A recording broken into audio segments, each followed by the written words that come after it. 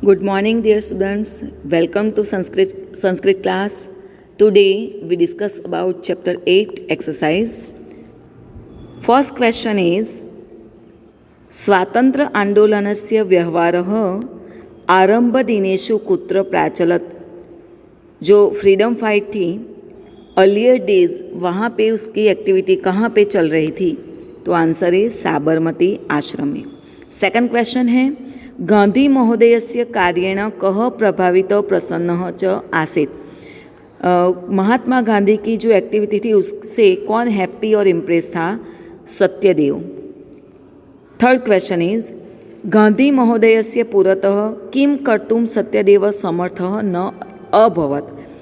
तो यहाँ पे कहा गया है कि महात्मा गांधी के आगे सत्यदेव क्या करने के लिए असमर्थ थे?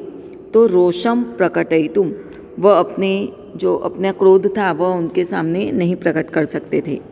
सत्यदेवस्य वचनम श्रुत्वा गांधी महोदय कथम अवदत्। सत्यदेव की बात सुन के महोदय गांधी ने कैसे कहा?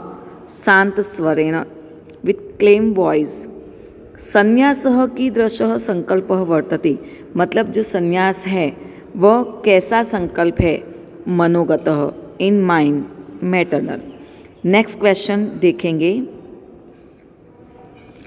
अधोलिखितानां प्रश्नानां एक वाक्येण संस्कृत भाषायाम् उत्तरं लिखत। फर्स्ट क्वेश्चन इज सत्यदेवः कः आसीत्। Who is the Satyadev? Satyadev कौन थे? तो यहाँ पे आएगा सत्यदेवः सन्यासी आसीत्, कासाय वस्त्रधारिणः सन्यासी आसीत्। नेक्स्ट क्वेश्चन गांधी महोदयस्य ध्येयं किम् आसीत्। महोदय गांधी का ध्येय क्या था? वह जन सेवा करना चाहते थे, तो लोकानां सेवा प्रवृत्ति, लोकानां सेवा प्रवृत्ति गांधी महोदयस्य ध्येयम् आसीत्। नेक्स्ट क्वेश्चन जनाः कस्य सेवा न अंगीकुर्वन्ति। पीपल किसकी सेवा एक्सेप्ट नहीं करते हैं?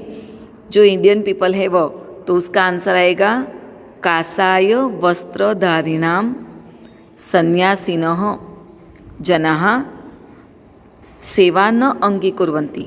कस्य त्यागेन सन्यासस्य त्यागः न भवति। तो कासाय वस्त्राणां त्यागेन, कासाय वस्त्राणां त्यागेन सन्यास न भवति। नेक्स्ट क्वेश्चन देखेंगे।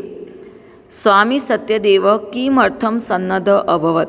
किसके लिए प्रिपेयर हो गए?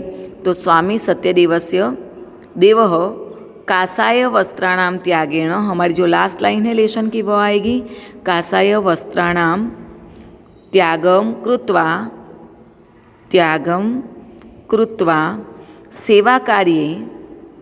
सेवाकार्ये आत्मानं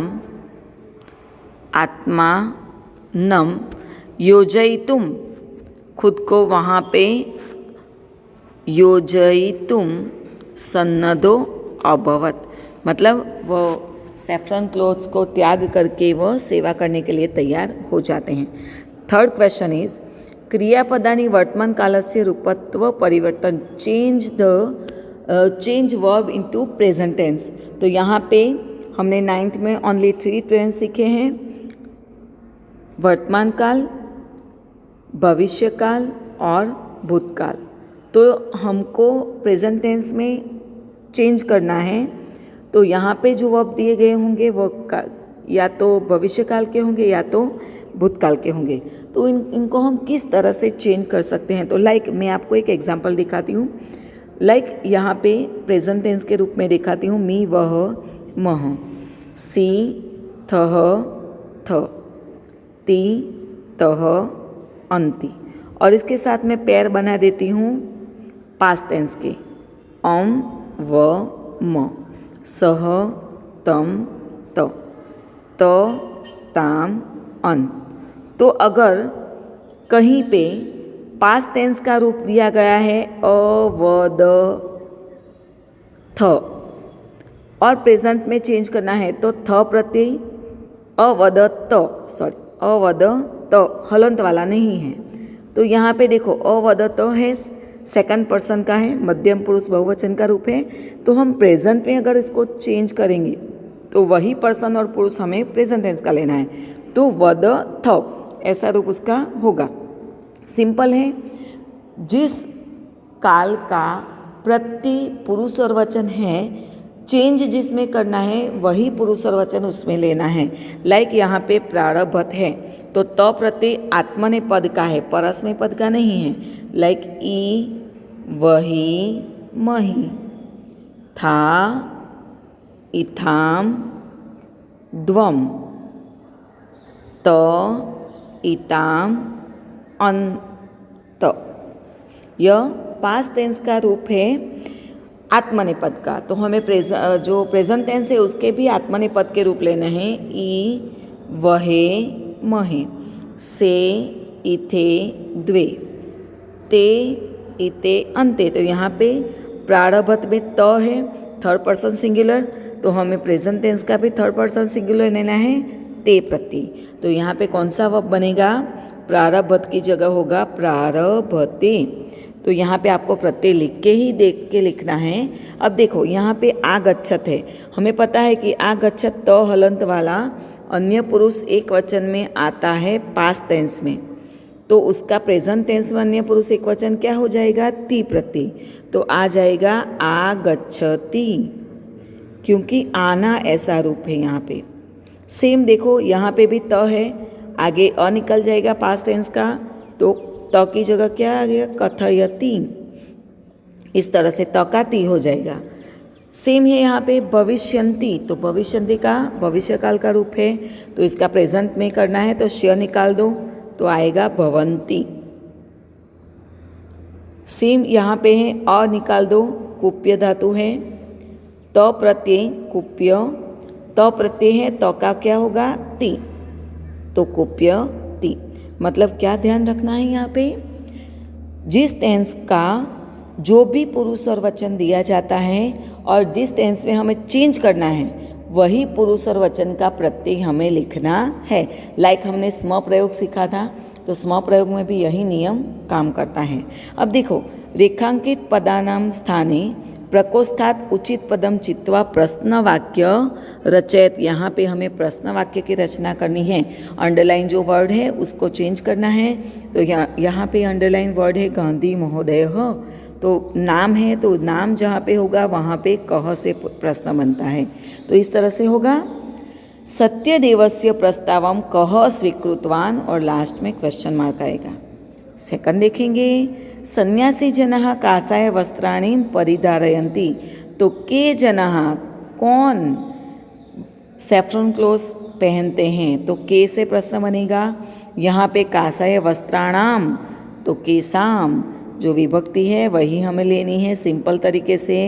फोर्थ में भी देखो न प्रत्यय है तो आएगा कीदृशेन, कैसे मन से, आप सुनो, कीदृशेन मनेन सावधान, तो शृणो न भवान कीदृशेन मनसा, क्वेश्चन मार्क लिखना है। के भवतः, तो यहाँ पे बाकी रह गया कश्य, कौन सेवा कार्य एक्सेप्ट नहीं करता, तो कश्य से क्वेश्चन बनेगा। नेक्स्ट क्वेश्चन देखेंगे, शब्द रूपे है रिक्त स्थानानि पूरयत। तो शब्द रूप अगर जहाँ पे आता है तो विभक्ति आएगी। फ्रेंड्स, यहाँ पे मैं आपको जो शब्द यहाँ पे हमें लिखना है उसका नहीं, और एक एग्जाम्पल लेके दिखाऊंगी तो आपको यह आंसर आ जाएगा। लाइक रामे, रामयोहो, रामेषु। तो आप सोचो अब दिवस से शब्द का क्या होगा? दिवस शब्द का दिवसे, दिवसयोहो, और लास्ट में आंसर हमें दिया हुआ है। उसी तरह कार्यरतस्य, तो मैं लिखती हूँ यहाँ पे रामस्य, रामयोहो, रामाणाम। ठीक है, तो कार्यरत का क्या होगा? कार्यरतस्य तो है कार्यरतयोहो और कार्यरताणाम।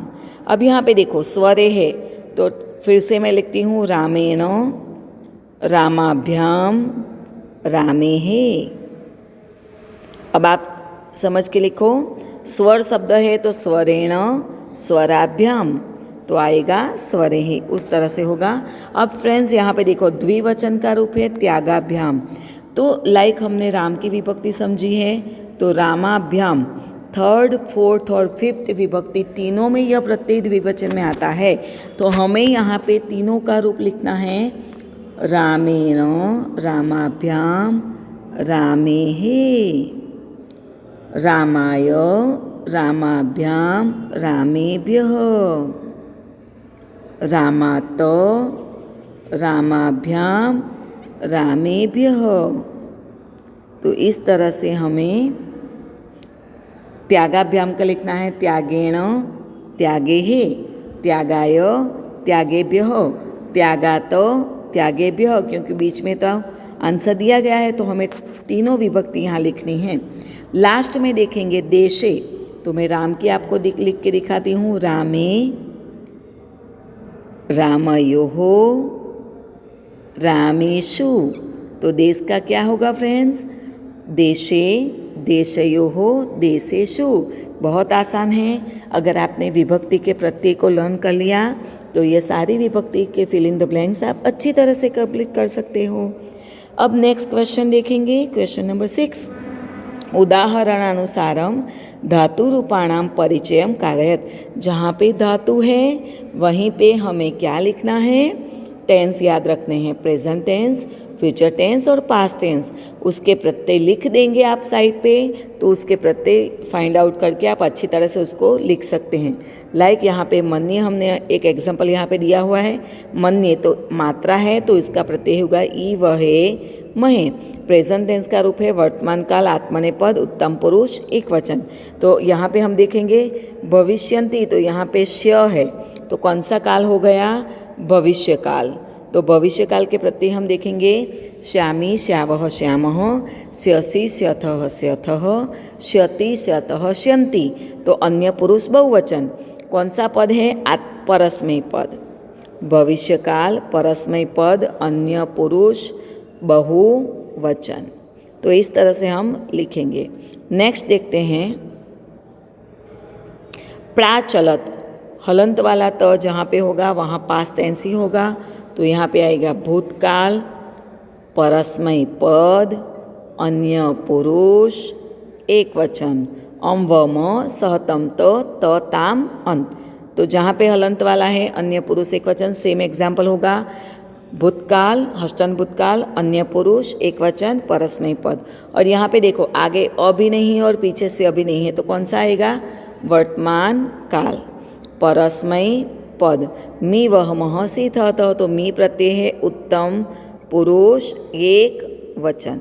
तो इस तरह से हमें लिखना है। अब यहाँ जो यह क्वेश्चन है बहुत अच्छी तरह से हमें लिखना है। प्रदत्तान शब्दान प्रयुज्य वाक्यानि रचयत, मतलब हमें संस्कृत में ट्रांसलेट करना है।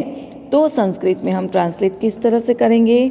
तो सबसे पहले हम देखेंगे कि जो वर्ब है कौन सा है।